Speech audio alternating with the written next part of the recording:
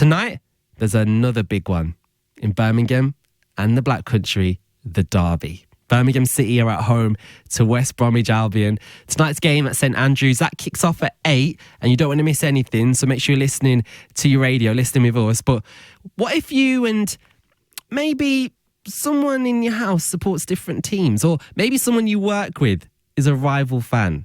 Well, BBC Radio WM's Warren Moore has it's gone out and been a bit of a referee for us today. He's been enjoying the bants between fans at a factory in the Jewellery Quarter. Morning, Rakim. Oh, I've been waiting for this bit.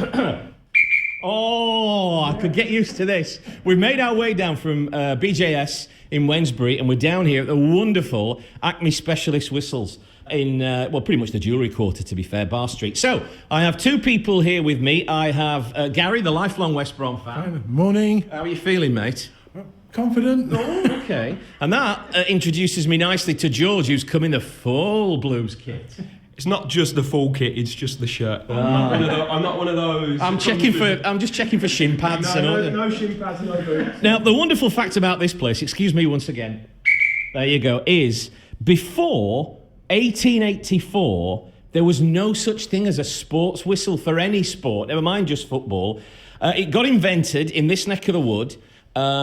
Basically, referees at the time just used to run up and down the length and breadth of the pitch and the touchlines. The linos just like waving white handkerchiefs, to be fair. And probably Jurgen Klopp would have thought that would have been better than VAR last week, I would have thought. But such is life. Anyway, it was a Ladywood resident called Joseph Hudson who thought, no, they need a whistle. So he took it down to the Villa. You can both appreciate this, actually, not being Villa fans. And do you know what the Villa fans said? They said no. They said no. That's just unbelievable. Listen, lads, I have a bunch of questions for you, first of all. But before we start, I'll come to you, Gary. What was it that made you a Baggies fan, Sandwell boy? No, I'm from Sutton. I'm in Villa country. What? I'm in Villa country. Behind enemy lines? I am, yeah. It was just, me and a mate used to play top football, and he was always Jeff Astor and Baggies, and that's how we started. Well, that's lovely. And that tribute they paid to him with the Aha video at the beginning of the year. It was really nice. Yeah, it really was. Now, over to you, George. What made you a Blue? Was it like, the thought of, I've got to get down St Andrews, or the Trevor Francis here? What was it? So my dad took me when I was about 9 or 10 to my first game, and then just ever since then I've had the bug, really. Yeah, I had a season ticket for the last 10 years, so... Have you got over the fact that you've got new owners coming in and it's Tom Brady and it's like all your Christmases and birthdays rolled into one? Still in dreamland, to be honest. They've made some great changes, positive changes, and we had a really good transfer window, so really happy with what they've been doing so far. I could get used to this. This is the best. Right, first things first, bragging rights come Monday. If you win, what's he got to do? I ain't got a clue. He probably won't turn in. and vice versa. Yeah. I'll bring in a Blues top for Gary to wear, and he's got to do that for the week. God, this is going to end up in HR. That's it, it's done then. Unbelievable. We got these 3 Albion questions for you. We'll do like a little imaginary penalty shootout. 3 Albion questions for you, then we'll fire over to you for the Blues questions. Question number 1, what year did the Baggies beat the Blues to win the FA Cup? 1931. No messing. Let's go! 1-0, like it. Question number 2, who managed the Albion to the Great Escape in 2005?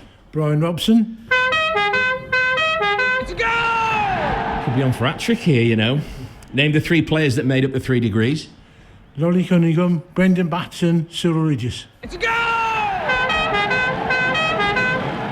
Well, you've got your... In fact, as the referee's whistle... Oh, sorry, is it... Gary's got a few years on me. I'm only 27, so if you're doing, questions from the early era, it's going to be a struggle. This was meant to be a fun thing. This was meant to keep you lot together and have fun, but I can just see an afternoon in front of the managers here.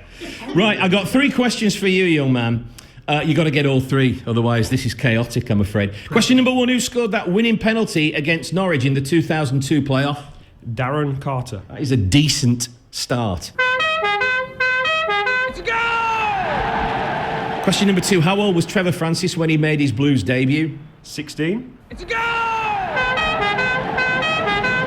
If you get this next one right, we're in all kinds of trouble, because it's going to be a draw. And we'll have to wait till 8 o'clock tonight. Okay. Question number 3, Who was nicknamed Le God by the St Andrews faithful? Christophe Dugarry. Shake hands, boys. Shake hands, because at full time, there we are. It's 3-3. Predictions for tonight? I'm going to go 2-0 Blues. Stansfield, yeah, I'm going to go 2-0. Because you did the double last season, didn't you? We're actually 3 wins in a row against Baggies. So, yeah, we did the double last year. Now then, go, lad. Come on, what are you going to say to that? 2-1 Baggies. We're due a win over them. And you've had a lovely runner late as well, haven't you? We have. If we play like we did Saturday, we've got a great chance. Playing against Tuesday, we'll struggle. It's one of them, isn't it? Boys, you know I'm going to end this, don't you? It's full time. Don't forget, Daz and the team tonight from 6 with the football phone in. And then, of course, we're live 8 o'clock tonight. And, of course, don't forget the other derby on Sunday as well. Meantime,